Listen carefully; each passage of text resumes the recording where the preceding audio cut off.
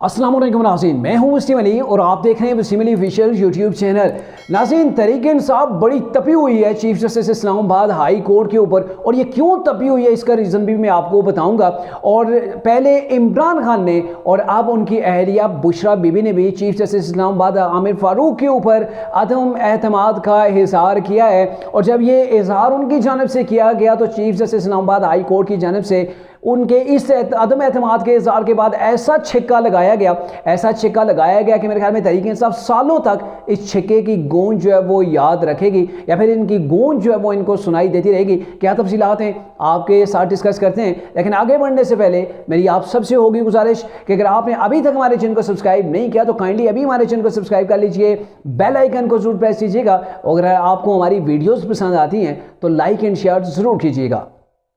नाज़रीन, पहले बात कर लेते हैं कि बुशरा बीबी ने क्यों अदम एतमाद का इजहार किया chief justice Islamabad high court के ऊपर, और उसका बड़ा रीज़न आज जो इन्होंने पिटीशन दायर की है उसके अंदर भी हमें नज़र आया है। वो ये था कि हमारे जो केसेस हैं एक ही तरह के बेंच के सामने लगाए जाते हैं और फिर उनका फैसला भी जो आ रहा है ना वो एक ही तरह का आ रहा है। इनके तरीके से अब ये चाह रही है कि इस्लामाबाद हाई कोर्ट उन्हें रिलीफ दे, और अगर वो रिलीफ नहीं दे पा रही तो इट्स मीन कि ये जो चीफ जस्टिस हैं ये फेयर नहीं है। कोई एक बार नहीं है, पहले कई बार इमरान खान भी उनके ऊपर अदम एतमाद का इजहार कर चुके हैं, और आज बाकायदा तौर पर तहरीक इंसाफ के जो वकला हैं बुशरा बीबी ने उन्हें जो वो रिकमेंड किया, उन्होंने जाके इस्लामाबाद हाई कोर्ट के अंदर दौरान समात ये कहा कि आप जो है वो काइंडली हमारे जो केसेस हैं उनको आप टेक अप ना किया करें, बल्कि आप एक अलग बेंच के सामने हमारे केसेस लगाया करें, क्योंकि आपके केसेस से जो फैसले होते हैं ना वो हमारे हक के अंदर नहीं आ रहे होते।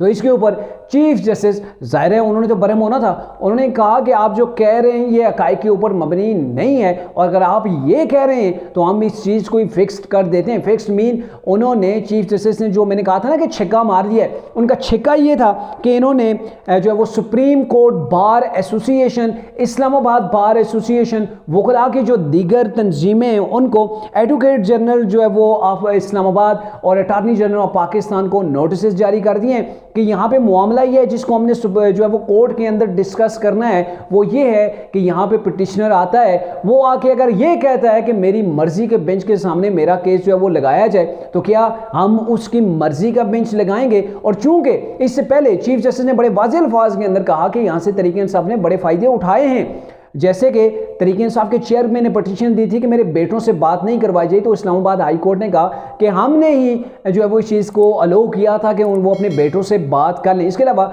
चेयरमैन तहरीक इंसाफ के लिए कहा गया था कि उनको फैसिलिटेट नहीं किया जा रहा जो है वो जेल के अंदर, वहाँ पर उन्हें जो है वो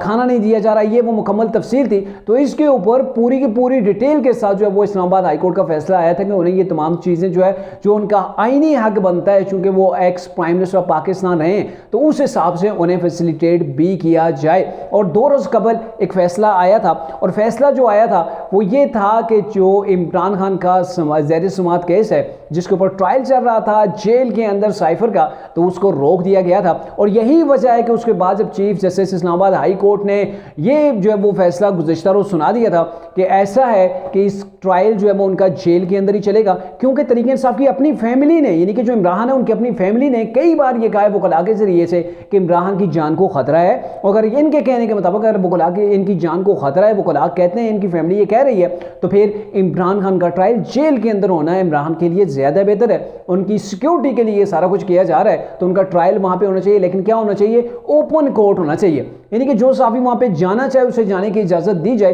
तो उसके बाद काफ़ी बरहम है तहरीक इंसाफ, और अब तहरीक इंसाफ की ये जो बरहमी है उसके ऊपर जल्दी के ऊपर तेल का काम ये गुज़श्ता रोज़ के फैसले ने किया है, जिसके अंदर chief justice Islamabad high court justice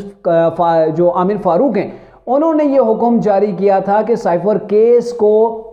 wind up किया जाए, 4 हफ्तों के अंदर अंदर इस जो केस है इसका ट्रायल जो है मुकम्मल किया जाए। इट्स मीन यानी कि विद इन 1 मंथ इसके ऊपर जब वो डिसीजन आ जाना चाहिए। तो अब तरीके इंसाफ के वो कानों से दुआएं निकल रहे हैं कि ये क्या हो गया है कि चीफ जस्टिस जो है वो बार बार जो है वो इतनी जल्दी के अंदर है, और ये बार जो कह रहे हैं कि 1 महीने के अंदर इस मामले को हल किया जाए। ज़ाहिर हमारी अदालतों के अंदर ये मामले चल रहे हैं, सालों से चल रहे होते हैं। आपको पता होना चाहिए कि तोशाखाना केस 8 साल से ज़्यादा जो वो चला है, तहरीक इंसाफ जो है वो उसे डिले करती रही, डिले टैक्टिक्स जो है वो इस्तेमाल करते रहे। और अब यहाँ पर भी वही सेम गेम जो है वो अप्लाई करना चाहती है तहरीक इंसाफ कि ये जो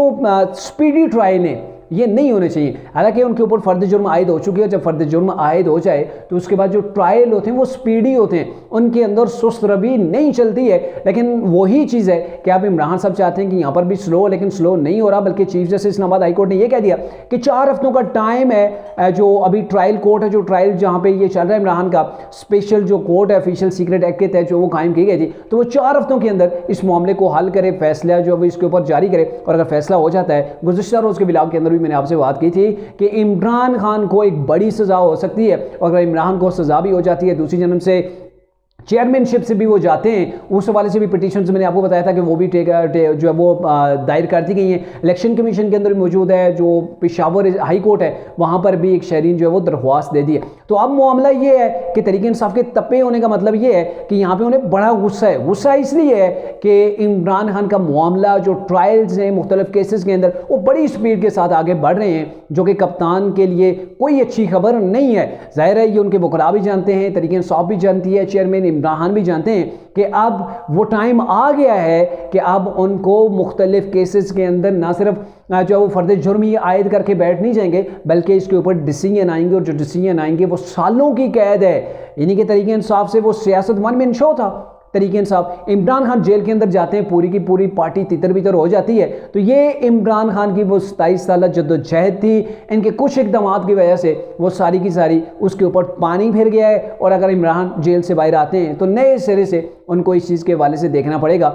नए सिरे से वो पार्टी को अपने पाँव के ऊपर खड़ा कर पाते हैं या नहीं, ये एक अहम सवालिया निशान है। और दूसरा क्वेश्चन मार्क ये भी है कि अब कोई और अगर पार्टी को लीड करता है, अगर वो लीड करता है तो क्या पार्टी आगे बढ़ पाती है, और अगर पार्टी आगे चलती है, बढ़ पाती है, तो क्या दोबारा इमरान खान कभी चेयरमैन पीटीआई बन सकेंगे या नहीं।